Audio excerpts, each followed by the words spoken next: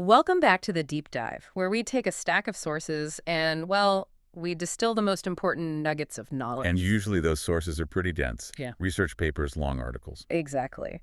But today, we're doing something a little different. We're going on an expedition into a world of magic, monkeys, and literacy. That's right. This deep dive is tailor-made for you. We're looking at a very focused piece of material, a short story.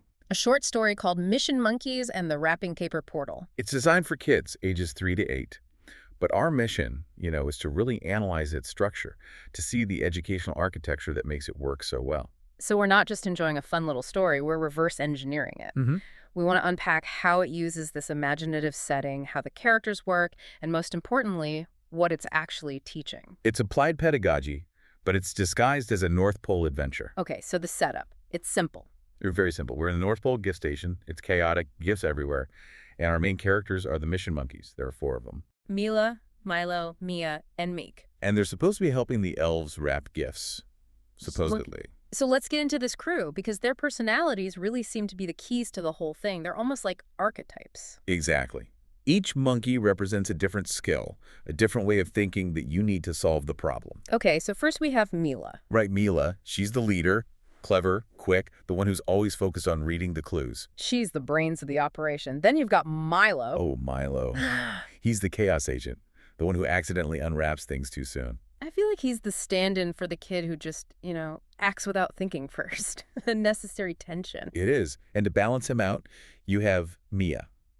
The organizer. Yes. She spots patterns. She keeps things on track. She's crucial for the more complex sequential tasks that are coming up. And then my personal favorite, Mick. Mick is the heart, the comic relief. He's the one who thinks all wrapping paper leads to Banana Land. Which is just a great detail. And he provides that comedic foil. It makes the right answer feel even more satisfying when it comes. And it's Mick who kicks the whole thing off, isn't it? It is. He finds it. He holds up this shimmering, glowing roll of wrapping paper. It's the classic mystery box trope. You see it, and you immediately know something's about to happen. And it happens fast, no time to think. Whoosh. Yep. The paper just unspools, wraps them all up, and sucks them into this swirling, sparkly vortex. So they land in this place, the wrapping paper portal. And it's a brilliant setting. The world is literally made of floating boxes, flying bows, magical gift tags. The tools they need to escape are the landscape itself. The stakes are set right away. A scroll appears. And it's their mission to return home, complete the 3 holiday reading challenges hidden inside the enchanted gifts. The only way out is literacy. Exactly. Reading isn't a chore here. It's a survival skill. It's for freedom. That's the hook for a young learner. And that's when Mila does something really interesting. She turns to the listener. She does. She asks the kids at home for help. It's a great interactive element. It makes you feel like you're the 5th mission monkey. It validates your knowledge. She creates ownership, which is a huge pedagogical tool. So, on to the first challenge. They find a box locked with a candy cane. The vocabulary gift. The task is to match a word with its meaning. The word is jolly. And the options are, simple descriptive states. Sad, cheerful, or sleepy. And the answer is obviously cheerful. But the deep dive here is about why this works so well. Right. It's not just defining a word on a list. It's defining a feeling that is directly connected to the story's setting, the North Pole. It makes the word memorable. And they get immediate feedback. Mia confirms it, one step closer to escaping the gift trap, and a path lights up. That physical progression is so important. It reinforces that learning is a sequence. One small success leads to the next step. It models problem solving. Okay, so that brings us to challenge 2. The spelling scramble. Right. They open the next box and find a jumble of letters. E-E-R-N-D-I-E-R. The difficulty definitely just jumped up. It did. We've moved from just vocabulary to phonological awareness. You have to map sounds to letters, recognize a pattern. And this is where Mick shines. His guess is perfect. Dear Nerai. It's such a realistic mistake for a child trying to sound something out. It is. Yeah. And that humorous error, it sort of normalizes the difficulty of the task. If you're a kid listening at home and you know the answer is reindeer, you feel smart. You feel confident. So the scrambled letters make you do more than just recognize the word reindeer by its shape. Exactly. You have to actively process the individual sounds, the R sound, the double E, the ER combination. You're building the word in your mind. It's a foundational skill. A critical one. And ZAP. The second gift vanishes. A crack in the portal appears. They're getting closer. Which leads them to the final hurdle, challenge 3. The reading riddle. This is the most complex cognitive skill they've faced yet. So they find the last gift, and the riddle is, I jingle, but I'm not a song. I'm silver, small, and shake all day long. What am I? See, this is about inference. Synthesis. It's beyond just defining or spelling.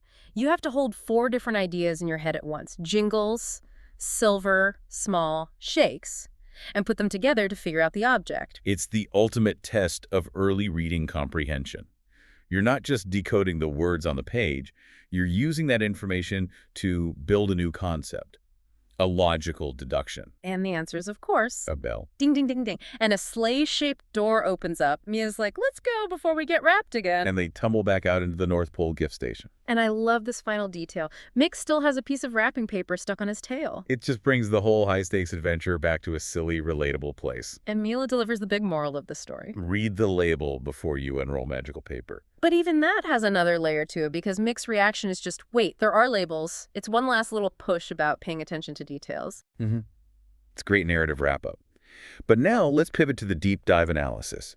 Why is this short adventure so effective? Okay, let's really break this down. The first skill, vocabulary building. Why is putting jolly inside a story so much better than just putting it on a flashcard? Because the story creates a need for the word. It's not just an item on a list, it's the key to a lock.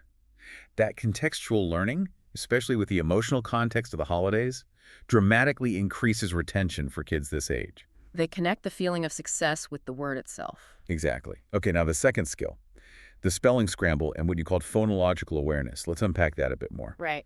A scramble is an auditory exercise, but it looks like a visual one. You're forced to sound out the combinations in your head until you hit on a pattern you recognize. So the jumbled letters, the E-E-R and D-I-E-R, they force you to break the word down into its component sounds, its phonemes, and then rebuild it. Yes, you can't just rely on recognizing the shape of the word, which can lead to, more superficial reading skills. Yeah. So the chaos of the scramble actually fosters an internal sense of structure. Perfectly put. Now let's move to that third challenge, the riddle. Why was that one last? It felt like the hardest one? It is. Because inference is the apex of comprehension for this age group.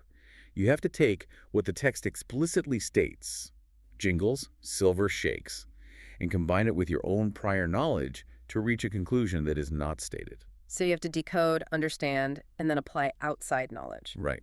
Placing it last validates the child's progress. They've done vocabulary, they've done spelling, and now they're ready for this more complex analysis. The difficulty scales with the narrative tension. And the whole thing is held together by this overarching skill, sequencing and problem solving. That's the scaffolding of the entire narrative.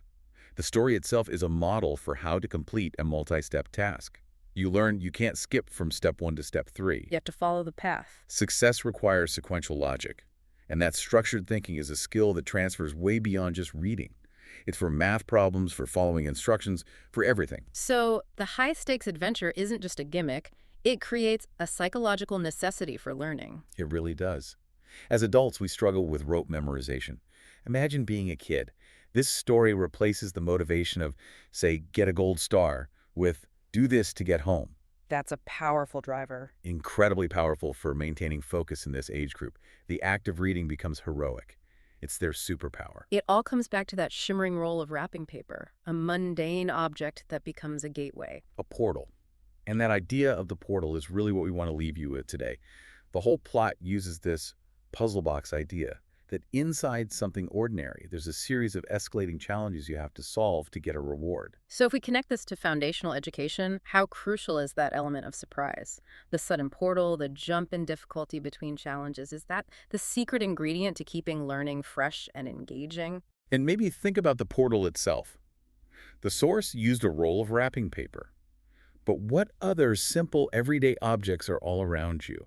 A coat rack, a spatula, a shadow on the floor that could, with a little imagination, become a portal to a complex learning challenge. If mission monkeys can escape the gift trap, what can you unlock with the power of analysis? Something to think about. It is. A lot to mull over as you wrap up your own deep dives this week. We'll catch you next time.